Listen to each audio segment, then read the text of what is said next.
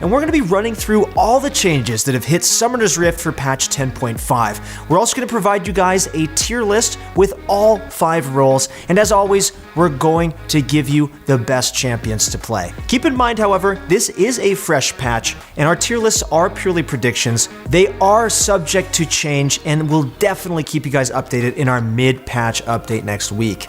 I want you guys to leave any comments or feedback down below, especially if you disagree with any of these placements. And finally, for our question of the day, should supports be viable solo laners? Think Soraka top lane. Think Sona top lane. Do you guys think they should exist? Personally, I do not. Let me know down below. And as always, if you guys want to get better at League of Legends, make sure to click that description link below and go to proguides.com. Find your challenger coach right now. They are waiting for you guys. What are you waiting for? Go get better. Go to proguides.com. All right, guys, let's get into the video. Before we run down the balance changes, let's talk about some of the skins hitting Summoner's Rift. First, we have Black Frost Alistar and Black Frost Renekton. Wow, these guys look pretty sick together. We also have Black Frost Rek'Sai joining the roster. I'm glad they've decided to expand upon this skin line because it looks pretty good. Also, Hextech Sejuani is now available. For all you Sejuani enthusiasts out there, you've got another crafting option available to you now. Alright guys, let's get into the good stuff. A ton of item balance changes have hit the server with patch 10.5, so let's talk about them. Titanic Hydra has had its damage increased to 5 plus 1.5% of your max health to primary targets and 40 plus 3% of your max health on secondary ones. Essentially, the damage has been increased by 0.5% of your max health. In the late game, most bruisers or juggernauts will have around 2,500 to 3,000 health. Sometimes they'll have even more. We're looking at roughly a 15 damage increase on every single basic attack. Given how tanky a lot of those champions are, or how difficult they can be to take down, it's pretty realistic to believe that they'll see massive increases in their damage output later into the game. Ravenous Hydra's lifesteal has been buffed from 12 to 18%, and the active radius has increased from 400 to 450. While the radius buff isn't that big of a deal, the 6% increase in lifesteal is actually pretty huge, especially because Ravenous Hydra allows you to heal off of its cleave damage as well. A buff like this is going to allow champions that build it to heal even more off of each wave. These are pretty big buffs, guys. Blade of the Ruined King will now deal 12% instead of 8% of the target's current health if you're a melee champion. This buff should incentivize more bruisers and melee carries to consider picking it up. With the rise of tanks, it makes sense that Riot is being quick to keep them in check, and Blade of the Ruined King is a great item to do just that. A change that I'm personally really thankful for, though, is that Spellthiefs Edge and Spectral Sickle will now only have their effects triggered if they have allies nearby.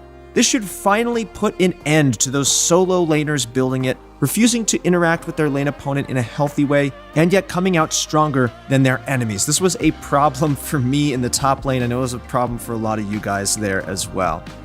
Also, boots of mobility have been way too strong. This patch, its cost has been increased from 900 to 1,000 gold. I know that this sounds really silly, but you can't take this nerf for granted. Boots of mobility are an item that players will usually rush very early into the game. 100 gold might not seem like a lot 20 minutes into the game, but 5 or 6 minutes in, and I'm sure you'd agree with me, that's a lot. It'll be much harder for supports, mid laners, and junglers to first buy them now, as they'll need to farm a little bit more in order to purchase them. Okay, no surprises here, but Boots of Swiftness are still underperforming. They've had their movement speed bonus increase from 55 to 60. We'll see if this buff has any effect. Movement speed is an extremely valuable stat, but it's uncertain whether or not this will make Boots of Swiftness a more popular purchase. Turrets will also receive some changes this patch. Once again, taking a plate will now grant 160 gold instead of 120, but ranged champions will now deal 20% reduced damage to turret plates. Okay guys, let's jump into my favorite lane, the top lane. The top lane sees a couple of changes aside from the item changes. Ornn's passive Living Forge will now craft an item upgrade for himself at level 13 instead of level 12. He'll now be able to upgrade his allies' items at level 14 instead of 13. Essentially, he's had his passive pushed back an entire level. This nerf doesn't really matter in the late game, but can be a pretty big difference in the mid game. It's an effective nerf as it'll give his enemies a little bit more time to work with before the inevitable occurs. as in they die to Ornn. Ornn and teammates will end up a little bit weaker during the mid-game as a result. On top of this, his W, Bellows Breath, is having its brittle damage decrease from 12 to 20.5% to 10 to 18% of the enemy's max health. In spite of these nerfs, Ornn will still remain an S tier pick. He's being bumped down from the S plus tier, but is still an extremely powerful pick, especially for those stats that he provides in the late game. Sett's armor is being reduced from 37 to 33, his health regen from 8 to 7, and HP regen per level from 0.75 to 0.5. His ultimate's slow duration is also decreasing from 1.5 to 1 second. Overall, these nerfs should give players more options to counter him. His damage has not taken a hit, however, so he'll simply drop to the very bottom of S tier. He's on the cusp of A tier, but especially in lower elo, he'll remain a dominant pick because of how much damage he can dish out. Okay, I'm not happy about this one, but Neeko is being introduced into our top lane tier list because of the buffs she received this patch. Her attack speed per level is being increased from 3 to 3.5%. Her attack speed ratio is also going up from 0.645 to 0.6875. Finally, she's also receiving some buffs to her abilities as well. Her W will now deal 50 to 150 damage with a 0.6 AP ratio, and her R's shield is increasing from 50 to 150 plus 0.5 AP to 75 to 125 plus 0.75 AP. Overall, these buffs help Neeko out a ton as both an AD and an AP pick. She'll prove to be a powerful flex pick with many safe matchups. As a result, don't worry, she's not S tier yet. We'll be placing her in our B tier. Finally, Darius is once again receiving another jungle buff. He's already been dominating his competition, so we're bumping him up into the S plus tier. As a champion that's already strong enough to roll over his opponents, the increased damage to jungle monsters should just help him steal jungle camps more effectively than before. His passive damage to monsters is increasing from 120% to 175%. Oh god. This patch, like we mentioned, there will be some shifts around the S tier. Darius and Garen sit at the S plus tier. Nothing changed for Garen, but he's been an absolute monster on Summoner's Rift, and we heavily suggest picking him up. In Gold and below, he averages from 53% to just below a 54% win rate, while in higher elo, he still holds on to a 52% win rate. We're also going to be pushing Vladimir down to the A tier because of the various buffs to bruiser items. While Vladimir is definitely still an amazing late game pick, it can be very difficult to get there with some random skirmishes breaking out and ruining your laning phase. These little skirmishes in the mid game are going to be more common, as bruisers will see a lot more play this patch. There's a strong chance that Sona top will be coming back, but we'll hold off on ranking her just for now. Our analysts guess that she'll be somewhere in the middle of B tier. Against tanks or lanes that she can free farm in, she'll still be the same annoying god of the late game. However, since Spellthiefs has been nerfed, she'll actually have to interact with her lane opponent from now on. Many matchups are going to get pretty dangerous as a result. Alright guys, with top lane out of the way, let's get into the jungle. We already mentioned the changes Darius received, however, these aren't nearly enough to make him a decent jungler, so he's going to be placed in the D tier this patch. Mordekaiser actually has been pretty close to decent, but he received another jungle buff this patch, increasing his passive damage to monsters from 25 to 120 to 28 to 164. As a result, he'll be placed in the C tier, as he'll do just fine. Poppy's Q is receiving a buff as well to non-champions. Its max bonus damage to non-champions is going to go up from 40 to 120 to 50 to 160. We'll need a little bit more data before we officially place her in a tier. However, our analysts estimate that she'll sit around the B or A tier. Kayn's passive is receiving a significant change. Instead of having orb spawn rates increase at the 8 and 12 minute mark, the growth rate will now be smooth. Overall, this should increase the number of orbs he collects by about 3%. Also, his W's slow has gone up to 70% from 60%. Overall, these changes won't really affect his place in the meta too much. He'll still remain around the A tier. Amumu's ultimate is receiving a partial revert as its cooldown has been increased from 130 to 100 to 150 to 100. Toward the end of last patch, Amumu actually proved himself as an S-tier champion, but since he's received a nerf to keep him in check, he'll remain in the A-tier for now. He's definitely capable of making a push to the S-tier with his insane win rates, but we'll need to see how the meta develops, as his power heavily depends on which junglers are popular. The shorter cooldown on his ultimate might have been carrying him significantly, so he may take a bigger hit than we presume this patch. Just like Amumu, the double buffs Rammus received last patch were too much. All he really needed were those Cinderhulk buffs after all, so his attack speed is going to be reduced to 0.625 from 0.656. Just like Amumu, Rammus was destroying his competition toward the end of last patch. However, with these nerfs, he will remain in his previous spot in the B tier. Graves' MR has gone up from 30 plus 1 per level to 32 plus 1.25 per level. His Q's cooldown has gone down a second at all ranks, and his mana cost on it has been decreased to a flat 60 from 60 to 80. All of these buffs are a nice touch to Graves as they'll help him out a ton, especially against AP junglers. Overall, he'll still remain in the A tier because of his high skill ceiling, leading to some mediocre win rates and low elo. Alright guys, for our jungle tier list, our S tier introduces a new member with Warwick. The Titanic Hydra buffs are going to be a nice touch, and he was already dominating the jungle across all ranks without them. For the rest of our S tier, we have Elise, Echo, and Zac in the S plus tier, as well as Lee Sin, Olaf, Rek'Sai, Karthus, Shaco, Trundle, and Nunu sitting just below them.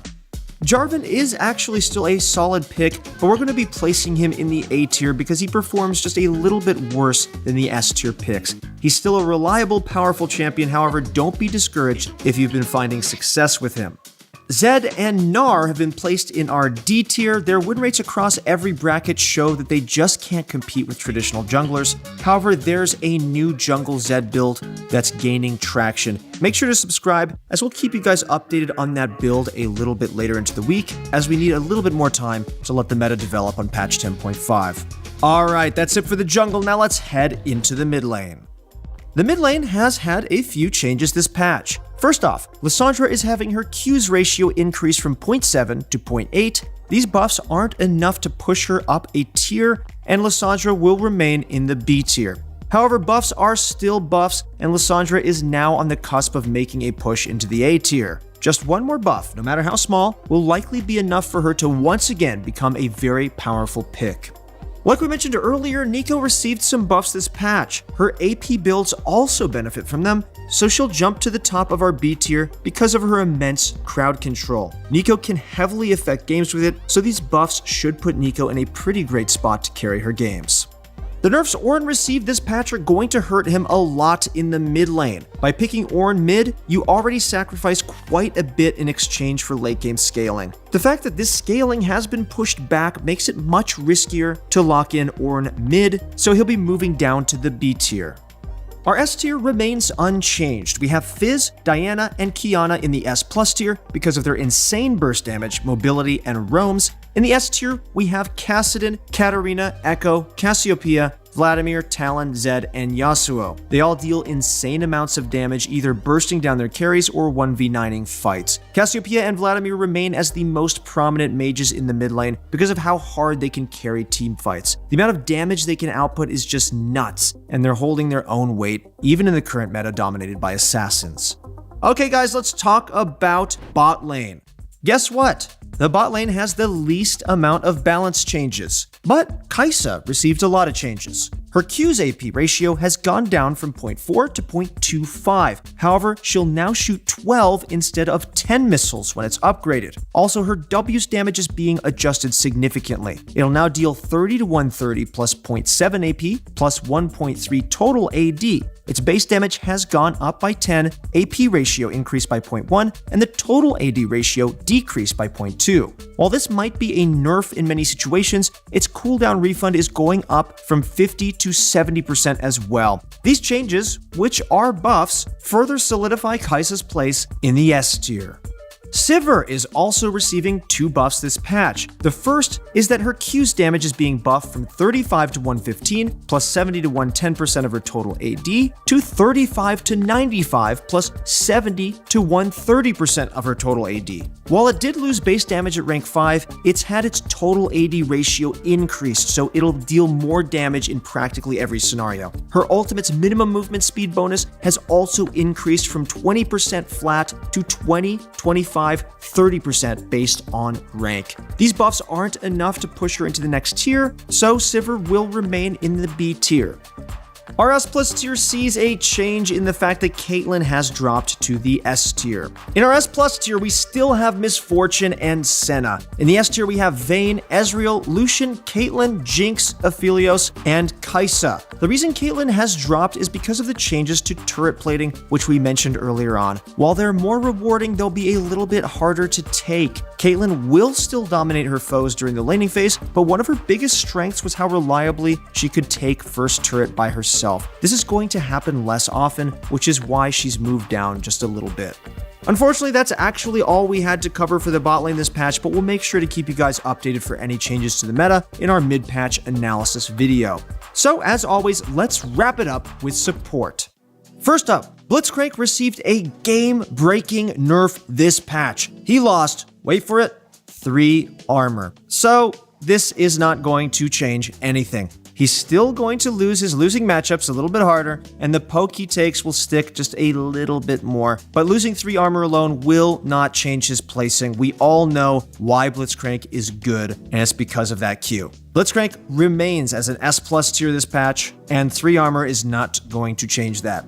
Bard also received a nerf this patch. His passive damage will now only increase by 12 instead of 15 for every 5 chimes he picks up. In spite of these changes, Bard will remain an S tier pick. He's lost a chunk of his damage in the late game, but his early and mid game damage is relatively untouched. The current trending build on Bard with a Deadman's Plate and Rapid Fire Cannon provide him plenty of damage, so he's still going to be just as effective as a pick. In a sense, this nerf is just a response to this specific build, and we expect Bard to still have a ton of agency over his games.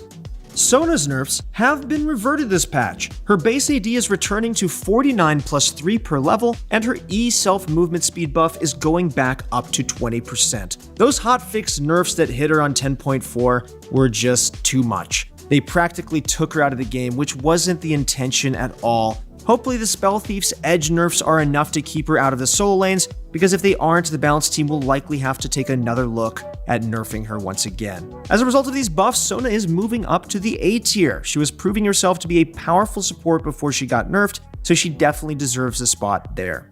Alistar received some huge buffs this patch as well. His base health is going up from 575 to 600, and his passive will now collect charges at all times, rather than only when it's off cooldown. This should give Alistar and his lane partner a lot more health to work with during the laning phase. It should also be easier to trade, stay healthy enough to trade, and survive tough matchups altogether. Alistar is an extremely influential pick because of how reliable his crowd control is. Also, he's extremely tanky, making him an excellent tower diver. He's moving up to the A tier this patch.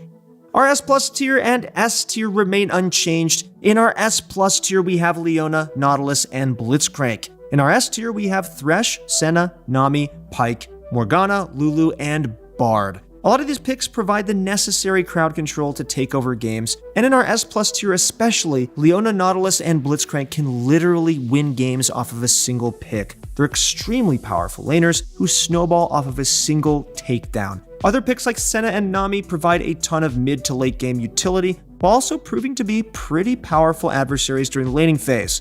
We're also going to be dropping Lux down to the C tier. In spite of some buffs targeted at her last patch, her win rates have been abysmal, and she's going to need a lot more love before she commands respect in the bot lane again. Alright, that's going to cover our 10.5 patch rundown. If you guys enjoyed watching this video, then please hit that like button. Also, make sure to check out proguides.com if you want to see huge improvements to your rank. That's all for now, guys. Thank you so much for watching, and I'll see you on the Rift.